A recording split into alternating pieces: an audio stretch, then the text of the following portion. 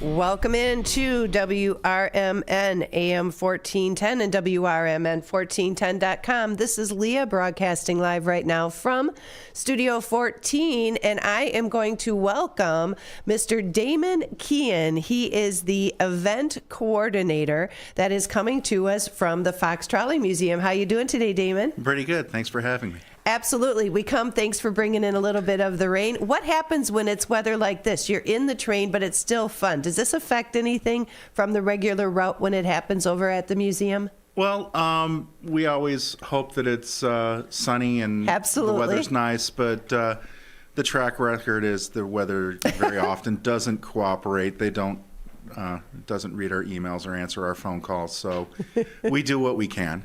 And that's what I mean. So it's always nice to know, because I think folks automatically, it doesn't mean that the world shuts down because we got a little rain, right? So the wonderful activities and fun are still waiting for you over at the museum. Now, this is the time of year. First of all, before we talk a little bit about the Bunny Express, if you don't mind me jumping in here, is let's talk a little bit about the museum. Now, I know you are the event coordinator for the Bunny Express, but the museum as a whole has been one of your passions for a long time anyway. I remember speaking with you before. Yeah, I've been a volunteer for about 10 years now. The museum itself dates back to 1961, and it started with a group of people in the local area who were concerned about the closure of the electric railroad, the Chicago, Aurora, and Elgin, that ran between Elgin and Chicago and carried tens of thousands of people into the city each day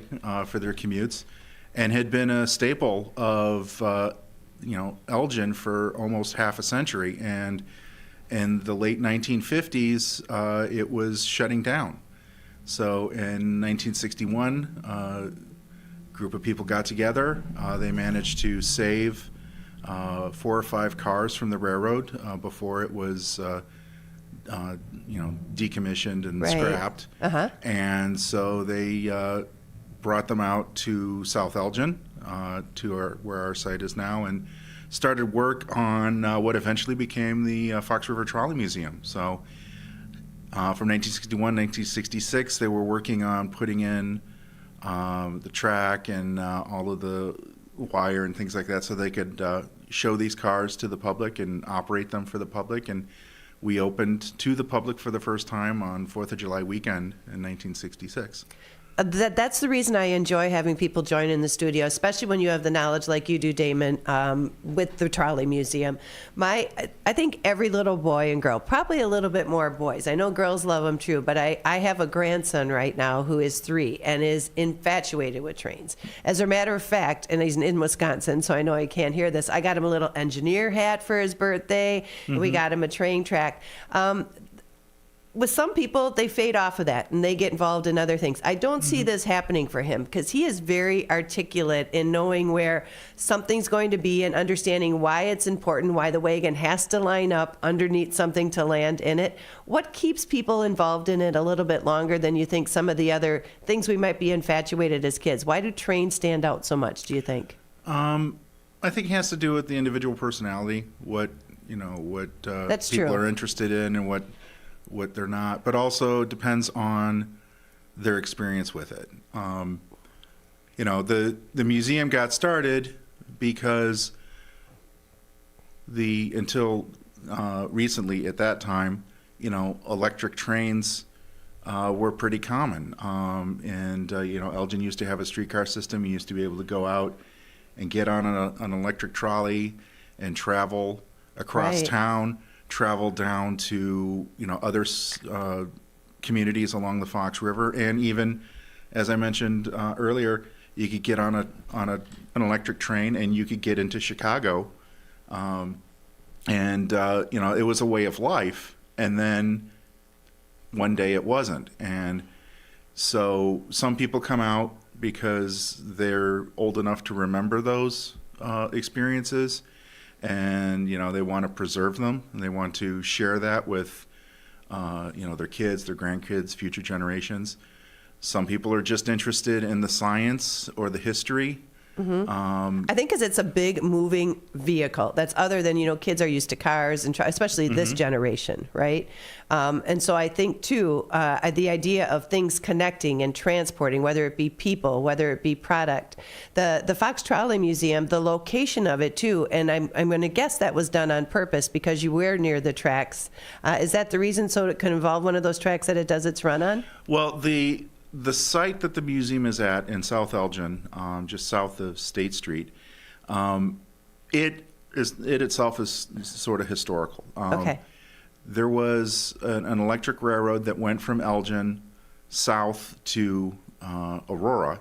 Actually, in its heyday, it went all the way north to Carpentersville, Illinois, all the way south to Yorkville. Wow. It sort of peaked in the 1920s, and by the time the 1930s came along, it was sort of on its last legs.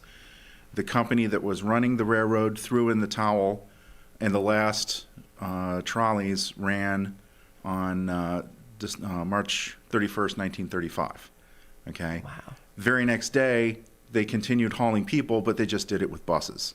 Okay. And the company continued to serve, eventually evolved into a part of Pace nowadays through a few other Steps in between. Yeah. But the railroad part between the mental hospital in South Elgin and the Illinois Central that runs across the area over by where Stearns Road is now, that section of the railroad was kept in service because the hospital needed to receive coal. They had a boiler house. It was purposeful then. Coal was what they were using, and so that section of the line survived. And so it survived long enough for when our group came along in the early 60s, and we have these cars, and we want to serve, we want to save them, we want to preserve them, but we need a place to put them. Right. The headquarters for the Chicago Aurora and Elgin was in Wheaton, and everything there was going to get, scrapped, demolished, whatever. If you go to downtown Wheaton today, the site where the rail yard was are high-rise condominiums. Okay. Okay? So everything there was gone. So obviously the trains couldn't stay there. They had to go somewhere else. So our group came across this little railroad that was still running. It was run by a single individual, Bob DeYoung, at that point. That's a passion. Yeah. Seriously. And so, the group that started our museum, they became friends with him, and they had this agreement. They would help him run the railroad, fix the track, run the train when, he was sick or he was on vacation. And he granted them the use of the line on the weekends when he wasn't hauling coal. And, we talked to one of the farm families that owned the property along the line, because, this was open farmland back then. The city of Elgin hadn't expanded. Wasn't home to home as it is like you see now, right? So we made an agreement with a farm family. The name of the family was the Castles. Okay. And the matriarch agreed to sell us a parcel of land right where the tracks entered the street, which is now Route 31. Yep. Which is a really convenient spot for us because you could get there. Traffic, both ways. Yeah, easy Fortunately, access. she passed away before the deal could be finished, but her daughter-in-law finished it. So our depot at the museum is called Castlemere in honor of those two people. Yeah, I like that. Yeah, it's sort of a blending of their two last names. Well, it's homage to the people who had the passion behind it, first of all, and were willing to donate whether their time, either financially or placement of it. So I like that. First of all, I'm not sure if you knew this, but we are celebrating our 75 years of radio with WRMN. So that's why I always like to learn about the history. So I thank you so much for taking some of our time today just to talk about that. Hopefully our listeners will then understand and appreciate this wonderful museum that I guarantee you you travel by. Anytime if you're going on State Street or you're going on Route 31, you're going to see it. Then what you've done now over the years, people have become and maybe made it familiar as a museum. You have started doing these fun little events that happen throughout the year. You know, people are familiar. You just had the Santa Express, was it? I can't remember. Polar Express. Polar Express, there you go.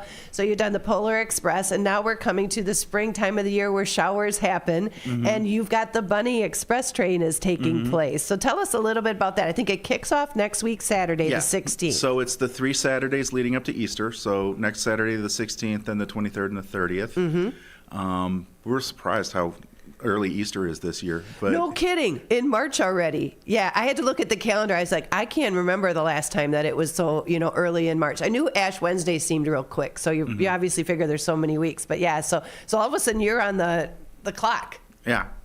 So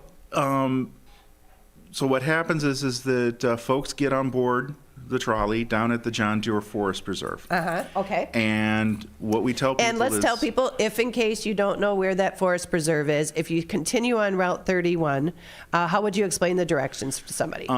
It's off of Route 31 on the east side. It's between South Elgin and St. Charles, just south of where Route 31 goes over Stearns Road and the Illinois Central. It's kind of just past Anderson. Is that right? Yeah, By I'd say about Anderson. half a mile south of Anderson's. Humane, yep. Humane, yeah, and then about 2-ish miles south of downtown South Elgin. Yeah, it's easy to find, and there's big signs out there. There are a couple of trees, if you're coming from the north, there are a couple of trees that'll catch you until you right hit on it. But definitely, if you miss it, you can just turn around and capture it. So they're going to be getting on board there.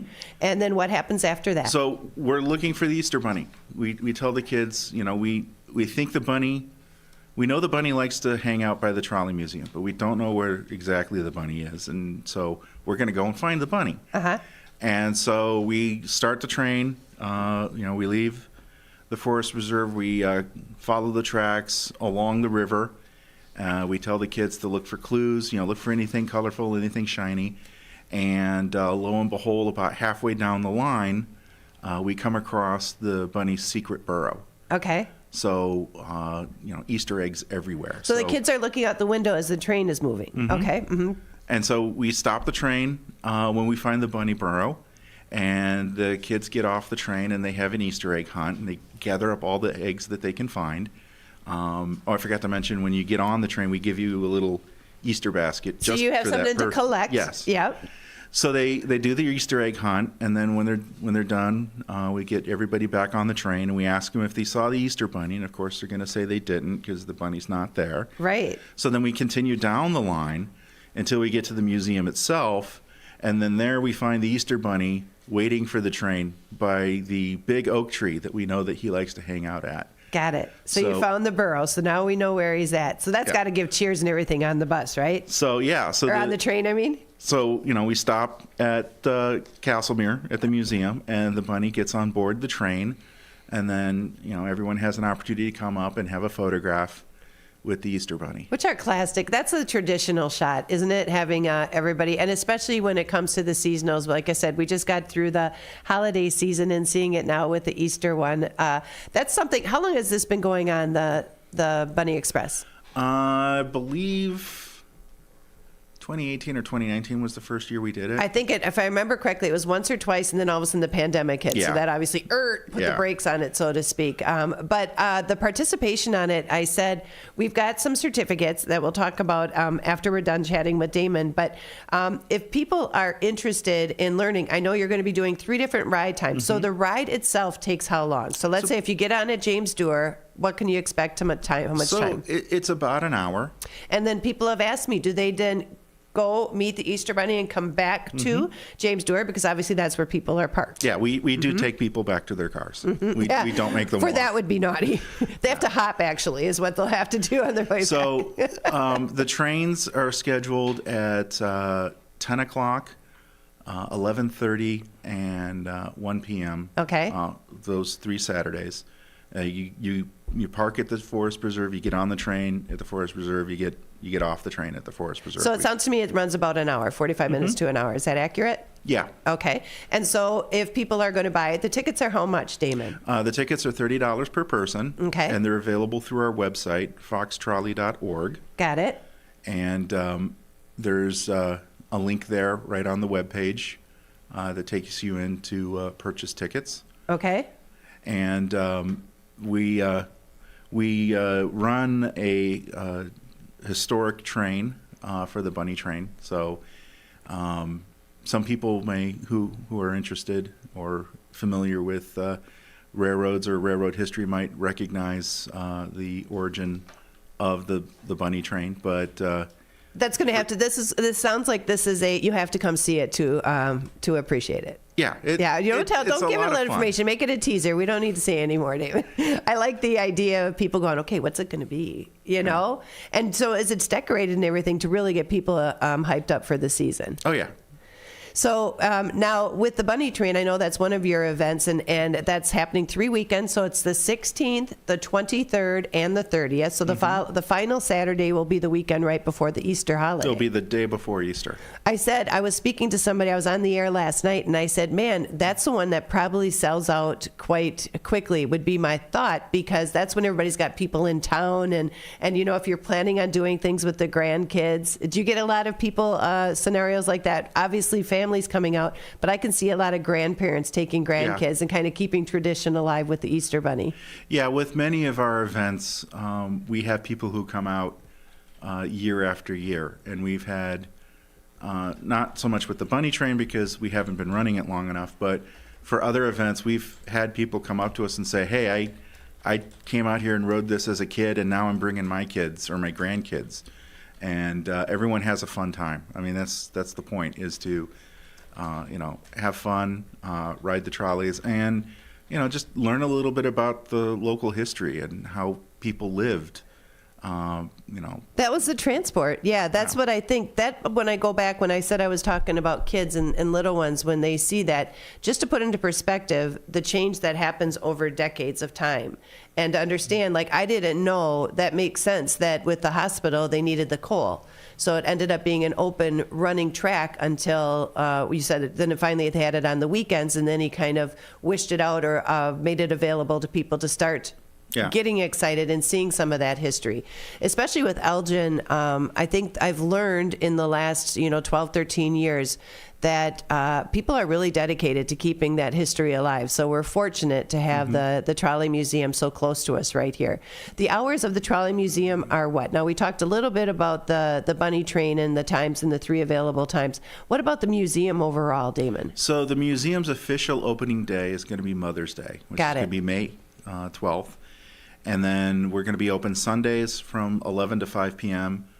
From Mother's Day through the end of October. Okay. And we'll also be open on Saturdays during the summer between Independence Day weekend and Labor Day weekend. Okay. So I believe that is the 6th of July, because the 4th of July is in the middle of the week this year, and August 31st. That'll be the last Saturday that we're open. So another thing that you run, we've been talking about the bunny train, but you also, I know, the museum brings together the Rails to Victory. Is that right? That's another event that happens a little bit later on in the summer, or about midsummer. That's going to be June 8th and 9th. Okay. And we partner with a reenactor group, and we have exhibits, we have tours. We have demonstrations of, what it was like during that period when, America and her allies were fighting against the tyranny of the Nazis. And so, like I said, we have the reenactors come out and they set up their tents and they set up their booths, and they're there all weekend. They live the life the weekend. They live what it was like. They sleep in those tents without necessarily. There's no water support or no slick kind of tents to keep you from getting wet. If it's going to be raining, they're going to get wet. Yep, and you come out in the morning and you see little smoke trails from all their little campfires where they're cooking their breakfast and stuff. And then for the public, the grounds are open and people can tour and see the exhibits. But then we also have On each day, we'll have 2 guided tours of the encampment with demonstrations and presentations and things like that. And then we're going to get on the train and take an adventure down the line, and there'll be scenes and skits and skirmishes with the reenactors. It's a whole journey. And I tell you what, people who do reenactments are some of the most fun, not only intelligent and wise, but they're the most fun people. They actually like it when folks just kind of jump in and ask questions. You know, they play the character from that time. There's a dedication to that by far. But every time I've interviewed anybody that does reenactments, they're just some really good characters. You know, those are especially a lot. And one thing I wanted to mention too before I let you go, Damin, is that when you're doing these events, or these are being promoted, or organizations or museums like the Fox Trolly Museum are putting on these events, there's a lot of volunteers that participate in this. And so I always want to give a kind of shout out to those people that just are loyal to the museum and kind of offer up their time to make sure it can run smoothly. Yeah, the museum wouldn't Yourself exist included. without its volunteers. We're completely dependent on volunteers. We have no full-time paid staff. Right. And, you know, we're always looking for new members. We're always looking for new volunteers. You know, if anyone's interested, they can contact us via email, info@foxtrolley.org. Okay. Or there's, on the website, there's a page they can click on if they want to sign up. They could purchase a membership right then and there, or they could sign up to be a volunteer. And that they can go to foxtrolley.org. That's the website. Foxtrolley.org is the website, yeah. Got it. And I'm so, just going to pop that up, if you don't mind, real quickly. I'm going to pop it up on our Facebook page, because I think there are a lot of people that say, how do I get involved? When they hear things like this, especially knowing the history. And like you said, there's no paid positions with the museum. So if you have extra time and you're trying to figure out where exactly you want to align yourself with, or what kind of product you want to align yourself with, the Trolly Museum does a fantastic job, and special events like this just kind of top it off. That just shows that your passion on making sure it stays strong in the community is solid. So thank you, Damin, for the hard work. Because like I said, I know we get to see the end product, and we offer certificates, or people can go on the website and buy certificates, but there's a lot of gameplay that happens prior to you even joining me in the studio. Is that accurate? Yeah, there's a lot of work. There's a wide variety of things that need to be done. So anyone who's interested, you know, no experience is required, no special expertise. You could do anything from working in the car barn, learning how to maintain and restore pieces of equipment that may be over a century old. Learn to operate that either for the museum or, you know, for the public, or just, you know, be a docent, a tour guide, or even say things as basic as, you know, mowing the lawn. Right. You know, it's, you know, every task needs to be done, and we're always looking for volunteers who are interested in helping us out. With organizations like the museum too, that's the one group of people that don't sit and say, okay, that's somebody else's job. Everybody knows when there's something to be done, you just step in and do it. And that's what makes for a solid organization. And that's probably why the museum will be around for a long time for people like you. So thank you so much, Damin. You're welcome. We're going to take a quick commercial break. Again, Damin Keenan joining us. He is the event coordinator with the Bunny Train at the Fox Trolly Museum. Go check it out. They're going to be opening it up next weekend, March 16th, 3 weekends in a row, the 16th, the 23rd, and the 30th, leading right up to the Easter holiday. And remember, you have 3 different ride times, that 10 o'clock, the 11:30, and 1 o'clock. So when people do it, I'm going to guess obviously there's limited seating. So if people are going to get their tickets, you want to make sure they get them early enough and make sure they can be guaranteed then the ride that they wish. Yes. Best way to market it, I'd say. Foxtrolley.org. There you go. Thanks so much, Damin. We're going to take a quick commercial break. I want to remind you, you're listening to WRMN, AM 1410, and WRMN1410.com. We're going to take our first break. We'll be back with more guests joining us. And again, special thanks to Damin and the staff and volunteers, I should say, out at the Fox Trolly Museum. Get your tickets today. We'll be back in just a bit. One of the things we're proud of at WRMN is our connection to the local community. In fact, recently we hosted a fundraiser for a longtime listener, Gene Wheeler, and first shift listener George Rollinson says it turned out perfectly. Perfection is a moving target. You try to hit that bullseye and you zone in on it. It moves a little to the left and it moves a little to the right. I don't know. I'd say we hit a bullseye. I don't know how that could have been any better. Working together to make Elgin better. We are WRMN AM 1410, serving the local community since 1949. Golden Corral Buffet and Grill, 154 Gary Avenue in Bloomingdale is open. Golden Corral's legendary Endless Buffet has a variety of delicious favorites and new menu offerings for breakfast, lunch, and dinner. Guests can choose from over 150 items, including grilled-to-order sirloin, pork, seafood, as well as old favorites like fried chicken, meatloaf, and mac and cheese. Golden Corral is the only one for everyone. Visit goldencorral.com. Experts say regular auto maintenance is one of the most important things for your car. Meineke Car Care Center at 376 Sundown Road in South Elgin covers all your automotive needs. From oil changes, brake services, and emission testing, Meineke's expert staff provides hard work and dedication with the utmost professionalism. Need an oil change? Visit Meineke in South Elgin for their 23-point inspection. Call 847-888-9644. The lightest, fluffiest pancakes are calling your name at JoJo's Diner, 1935 West Gulf Road in Schaumburg. JoJo's has a huge breakfast menu featuring skillets, eggs Benedict, and so much more. Don't stop at breakfast. JoJo's also offers great burgers, sandwiches, and shakes. And for mouth-watering prime rib, try JoJo's for dinner. They have such a versatile menu. JoJo's Diner is